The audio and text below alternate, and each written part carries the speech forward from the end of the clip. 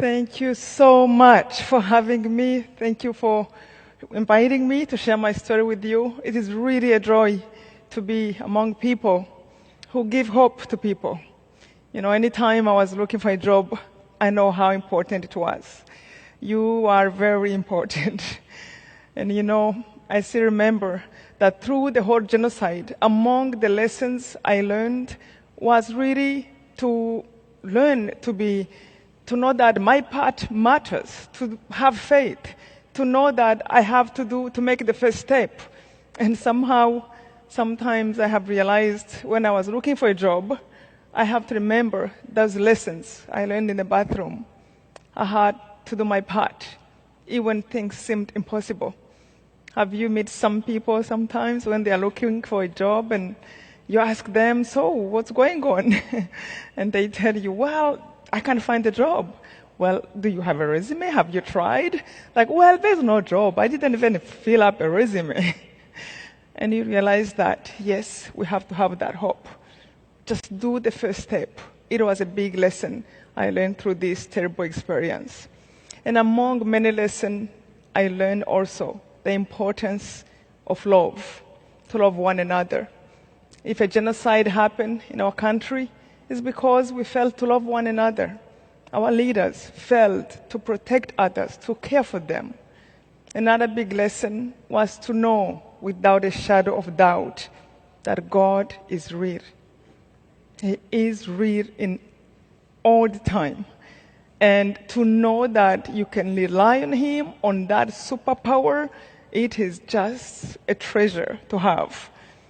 Another big lesson was to know that actually forgiveness is possible all the time, in every situation. Even if sometimes it might be hard to understand, but to be able to know that it's possible, it was also another huge lesson for me. When I was angry, I can still remember my body aching. I was paralyzed. I was a prisoner from my own anger. But when I was able to let go, it felt like freedom. And I remember thinking, I wish I can tell everybody that actually it is possible.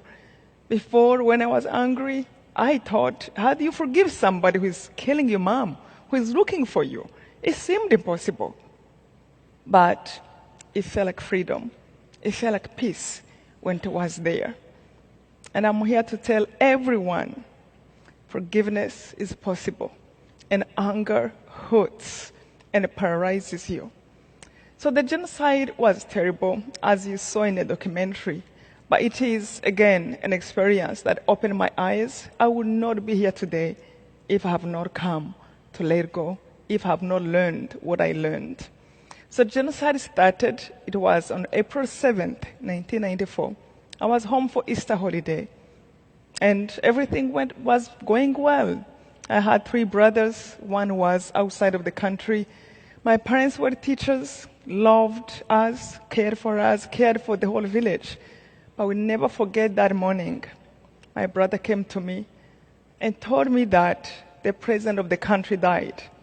I jumped out of the bed and I remember thinking, this is it. They're going to kill us. In Rwanda, we had 2 main tribes, Tutsi and Hutus. And my tribe was not well loved. We knew somehow we were prepared. There is a radio that was supposedly private radio, but it was actually funded by the leaders who want to kill this one tribe for the matter of power. So we knew it can happen, but how? But that morning it had started.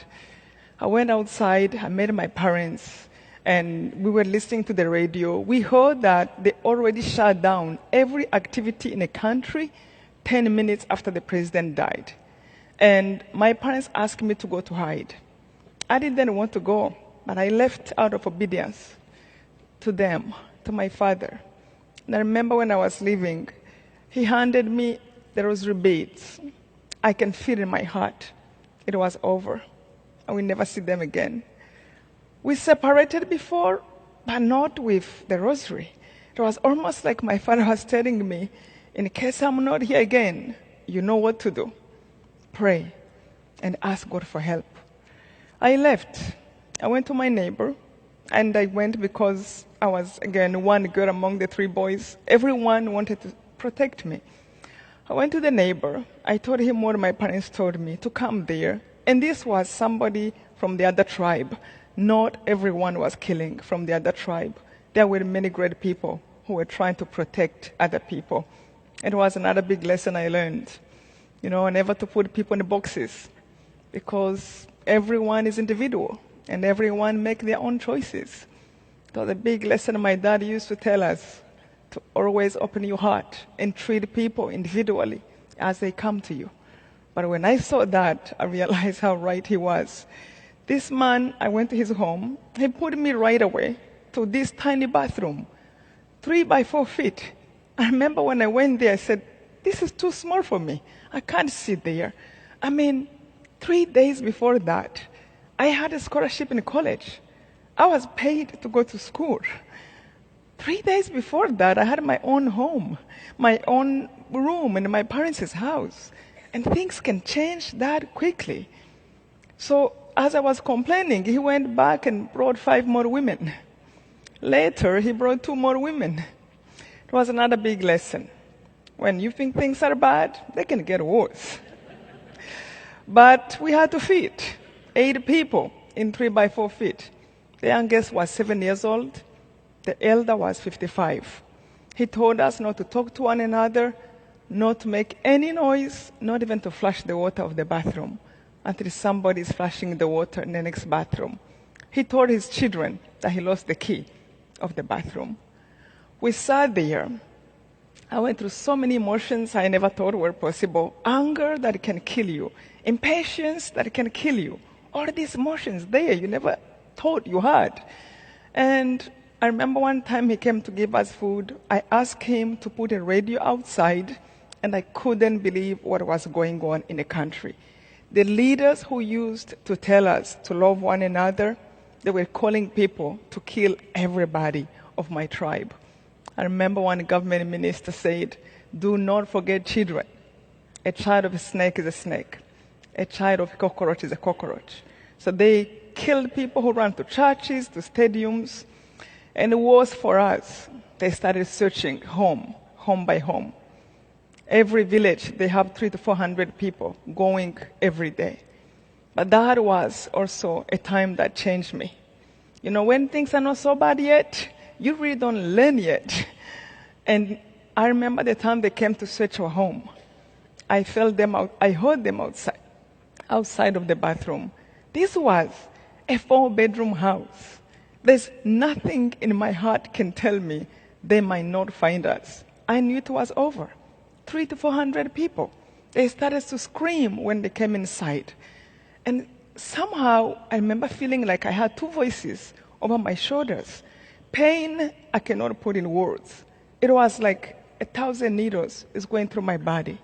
Like you are on fire, but you are not dying. And these voices, nothing too strange. When you are about to go through an obstacle and one voice is telling you, give up, don't do that, do it, no, be strong. I had one voice was discouraging me and was telling me, open the door, end the torture. They're going to find you anyway. And that voice was right. It sounded like me being reasonable. But another voice was telling me, do not open the door. Ask God to help you. Remember who God is? God is almighty. You know what almighty means? It means he can do anything. Even if they find you, they might not be able to touch you or to see you. You know what it is to have that faith? If only I can have it all the time. But I realized how beautiful that was, and I felt like life was coming back to my body. But that voice convinced me there's no God. And I really wanted to open. I was confused. But somehow I remember asking God with every cell of my body. And I asked him in prayer, if there is anyone there, if there is anyone who put all this together, anyone who controls my breath, I am begging you, show me a sign that you can hear me. And I remember for asking for a specific sign, because I didn't want to get confused who did it. If it was luck, or if it was really him who did it. So I asked him, don't let them open the door of the bathroom. If they don't, just today, because, there are many good people who are dying. Who am I to say I can't die? I just wanted to know, is he there? After I asked that, just don't let them open this door, I fainted. It was about 5 hours later, the man who was hiding us came, opened the door. We jumped. We thought it was a killer's. For 5 hours, we were still frozen. And he told us what happened. He said they went everywhere in the house, in the ceiling of the house with flashlights, on the roof of the house, under the beds. They even opened suitcases to make sure there were no babies hiding. At last, they came right to the door of the bathroom. And before one of the killers opened, he looked at the man who was hiding us and said, "You know what? We trust you. You are one of us." And they turned around and left. When he told us, to me, what went through my mind was, oh my God, God is real. He heard me in the bathroom, not even in the church. And I started to pray. I asked the man to give me the Bible because I wanted to find out, who was that God? What is this life about? What went wrong? That the God of love who created all this, these terrible things can happen. It's so funny. Every page I opened in the Bible, I felt like it was love your enemies, and I would close the page. No, my enemies are bad. And then I would open another page. Pray for those who persecute you. Oh God, you don't know those who are persecuting me. They're terrible. Close the page. Forgive those who hate you. How many times? Seven times. I can't even forgive once. And I will close the page. How do you do this? And I started to pray the rosary my father have given me. But it's really, the rosary is like the summary of the Bible. So I was not running away. And I prayed from morning until night because I knew this time God was real. And I remember one part of this prayer that changed me. Our Lord's Prayer. What our Lord told us to pray.